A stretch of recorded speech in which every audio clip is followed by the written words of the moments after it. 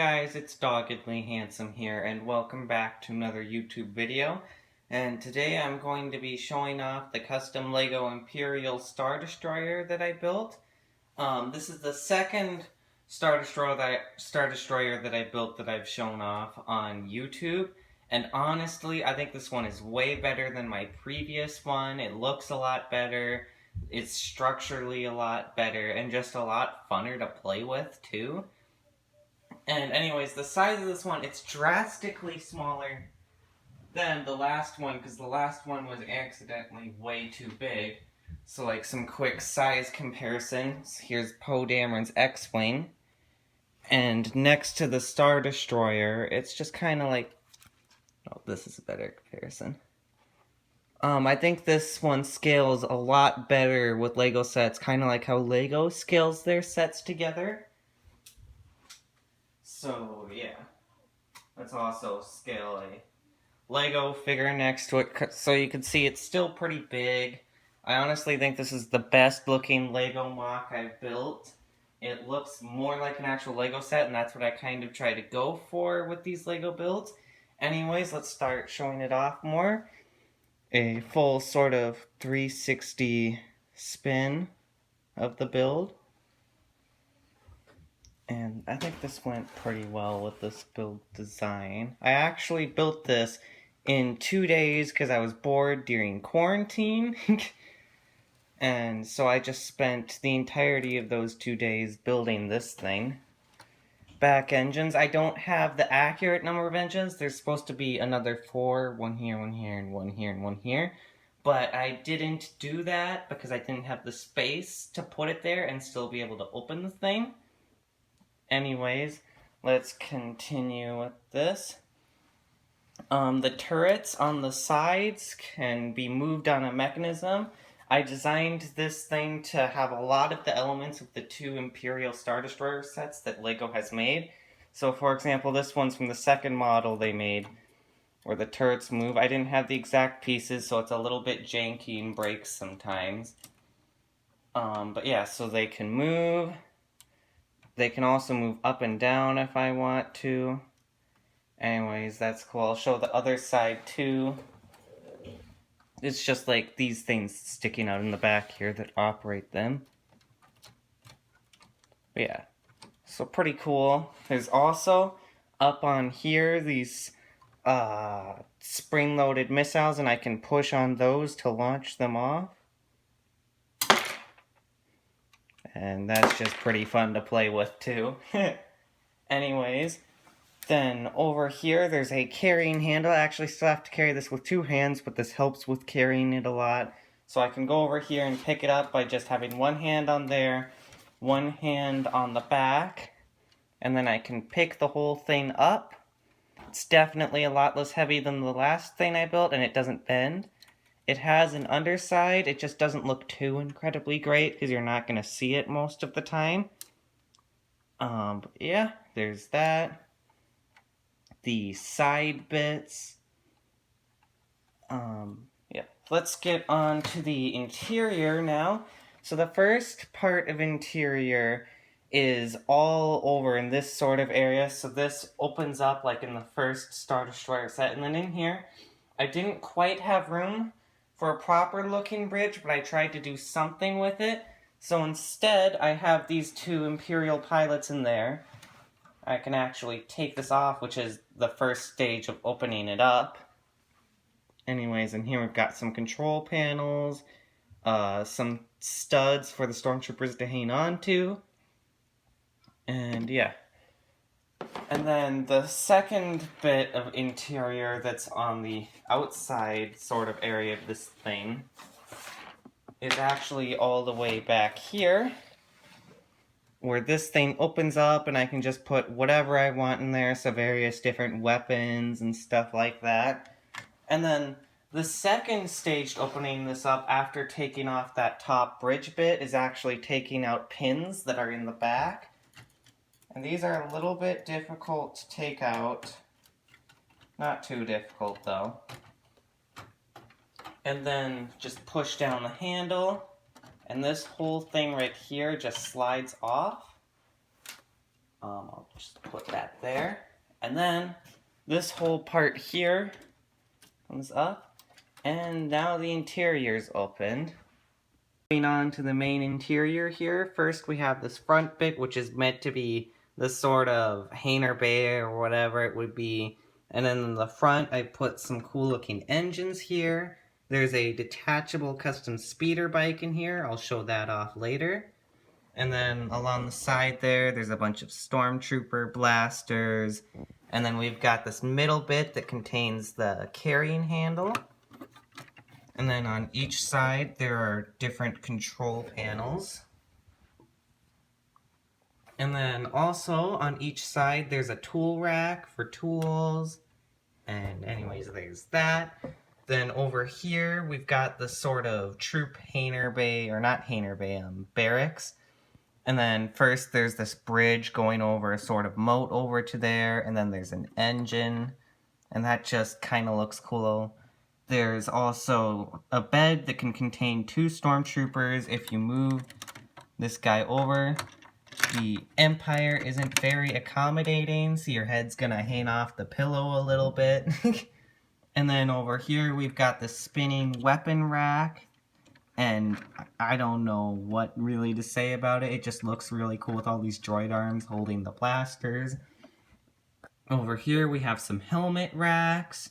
And then here's that bit that top section just slid onto. And then over here we have Darth Vader's quarters. And there's a lot going on over here. So first we have a hologram table. And then we have a thing for holding his lightsaber. We have a medical droid that can spin around. Because something I incorporated is in the original Star Destroyer set, it had this play function where you could put the helmet on Darth Vader with a thing in the set. And so I've included my own version of that, where Darth Vader has this swiveling chair here, and then it can lay down. So let's take off his helmet. Like he's getting his suit repairs or whatever. And you can pretend the droid's working on him. There's a table for his helmet. Okay. Now I'm gonna set down the camera somewhere so I can show this thing off. Temporarily remove the droid to get a better viewpoint, but anyways, there's a thing over here. Move that along. This is facing the wrong direction. Then you just do that, push it down to pick up his helmet, and then pull it back up, and it's now grasped the helmet. And then you can just move it along over to here. And kind of, oh, I don't have Darth Vader far down enough. As you can see, it's very gimmicky, but in the original LEGO set, it was also very gimmicky. Oh, crap. Now his helmet's fallen down there. Hold on, let's try this again. Okay, so you take his helmet, and then you kind of push him up in his chair while you get closer with the helmet. Okay, come on, Vader. You're gonna wear your helmet. Okay, and now it has applied the helmet, and Darth Vader now has his helmet on. Anyways, very gimmicky, but it was like that in the original LEGO set too. So it's just kind of a fun random thing that I included. And anyways, time to move on to the next bit of interior in Darth Vader's quarters. So over here in these floorboards, there's these 2 crates for carrying Sith artifacts and stuff. And they can both be opened up well in there, or I can even slide them out for easier access. So let me try to do that here. Okay, so first you open up this lid, then you can slide that along there.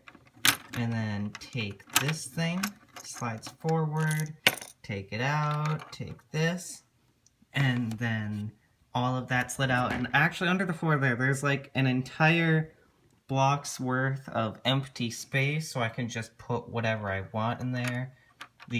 I made 1 custom Sith artifact, and then the rest is just random stuff I have lying around in there. Like an infinity stone and a gem, but I made this Sith holocron thing, and that's just cool looking. And that is it for the interior of the Star Destroyer. Now to move on to the speeder build, and then just kind of more stuff about how I designed this thing and building it and stuff. Okay, so moving on to the speeder here, I'm going to detach this. It's just simply attached via this hook on the floor. It appears the hook has come off with the speeder build. So I'll just take that off. And then the speeder is a bit folded up, so I gotta fold it back into place after I get this thing back on. Okay, so here we have the speeder in its folded up form. Then I just gotta fold out these bits here and slide them along. And then we've got the controls here. And there is the speeder bike all unfolded. I think it looks pretty good. It can also swivel on the middle here. I don't know if they actually do that in the movies. It mostly just looks really cool. And then I can take a figure, so let's grab a random scout trooper here and put him in the speeder bike. So as you can see, I could take a scout trooper and he's in the speeder bike now.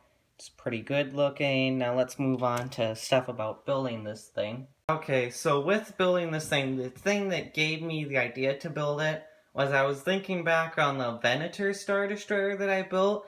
And it was like, it was an okay build, but I didn't really like it too much because it was way too flimsy. It was too big, so I couldn't easily play with it and just have fun with the build. And also, I just wanted to try to build a better structured Star Destroyer. So then I started thinking about ideas. And originally I was going to go with the variant of the Star Destroyer that you see in The Rise of Skywalker with the red lines and the big laser on it. I think it's called the Zeiston class Star Destroyer.